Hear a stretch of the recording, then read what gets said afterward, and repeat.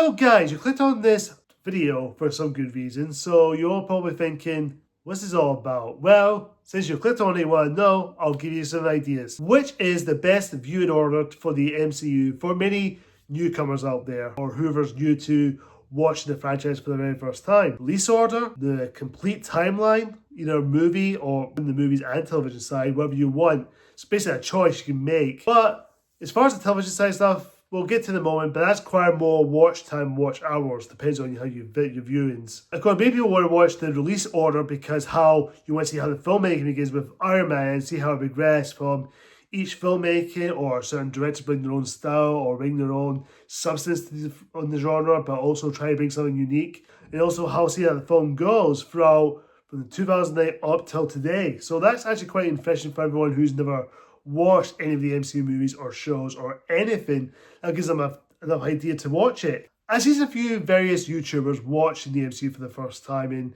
from various reaction compilations to certain YouTubers made certain videos and talk about, see their reactions to certain stuff and certain moments, like how we experienced when we watched some of the MCU stuff, from Iron Man to Endgame, and now with the most recent multiverse saga stuff, Black Widow to most recently with the Thunderbolts, leading up to the new Fantastic Four movie coming out. So it gives you an idea how people watch these stuff and makes you thinking of all certain stuff along the way. Cap?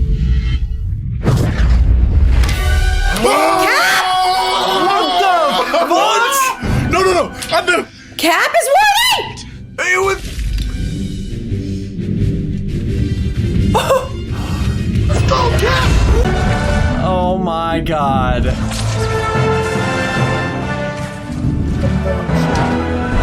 Finished, I'm dead. It's over. And of course, now with a bigger universe with certain movies, you try to figure out how does it fit in the timeline, because when you're watching release order, it's kind of easy to follow, or maybe you're watching timeline order with certain phase saga, you can see how certain things play out really easily. But when the multiverse saga comes along, and of course the Black Widow movie came out, that was supposed to be the first one. Now, if you're watching Black Widow, you might want to just put it in between Civil War and Infinity War, since that takes place during that time. So if you want to watch that, if you want to watch Black Widow first before release order, but if you rewatch them in timeline order, you might as well fit into that timeline, in that scattered timeline, so you can see how the larger universe grows and expands upon each of the franchise alone. Sorry guys, Future Ross here. I forgot to mention this in this video. Basically, since the multiverse is now open, you can start watching non-MCU stuff that is now part of the MCU canon, if you want to say.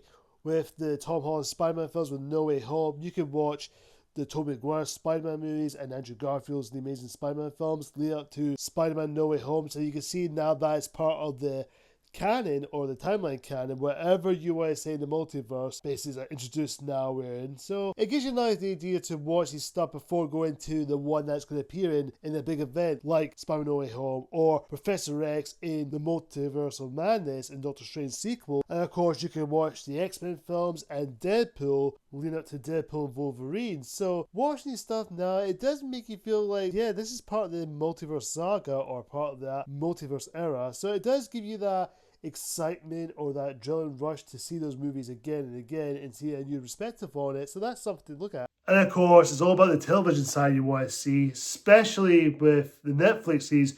Now that's part of MCU canon, along with Daredevil Born Again. But as far as anything else, like prime examples means like the television side before the Disney Plus stuff, what about Agents of S.H.I.E.L.D., Agent Carter, Inhumans, Runaways, and Cloak and Dagger? Well, tell you the truth guys, they're not canon. As much as I do like some of their shows, but I will admit, they're not canon. You know, you can still watch them. You can still watch them in your own time. You can still kind of fit them in there if you want to, but at the end of the day, it's not canon, but unless they will add it to be canon. But time will tell, but it's confirmed that it's not canon to the MCU timeline. So it's only the Netflix stuff. So if you're expecting Agent of S.H.I.E.L.D. or Agent Carter or Runaways or any of those stuff in there, sorry guys, it's not in the canon.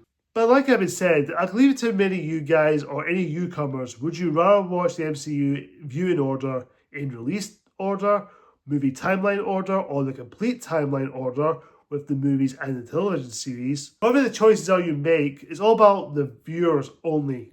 Only if you're a newcomer, you can choose whatever you want, but I would suggest watch the release order so you can watch and see how things grow, because just certain post-credit scenes that might give away certain stuff, you just don't want to get left off what happened there, or that kind of ruins the moment. I would suggest watch the release order first from the movies and the shows, then you can jump into the timeline order. But if you're a long-time fan, if you've been catching up all this stuff, you can just watch the complete timeline. Either if you want to watch the movie timeline or the complete timeline. Again, it's all up to your own hours and your own time, so make your own choice. Guys, comment down below and tell me, what do you think of this? Do you watch the release order, timeline order, or whatever your viewing is? Comment down below and tell me what's your personal choice. Thank you so much for watching, guys. Until next time, see ya.